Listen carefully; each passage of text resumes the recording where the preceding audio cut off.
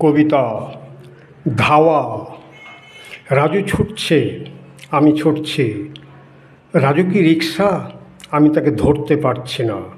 রাজু কি টোটো, রেলগাড়ি, ঈগল, পায়রা, উড়োজাহাজ?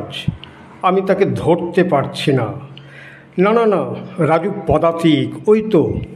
ওই তো হাত আরও একটু বাড়ালেই, যাহ কি মুশকিল, আমি তাকে ধরতে পারছি না। আমি করাল শীতে কাঁপছি ঠক ঠক। অদূরে কেউ যেন মানুষের কণ্ঠস্বরে কি যেন বলছে।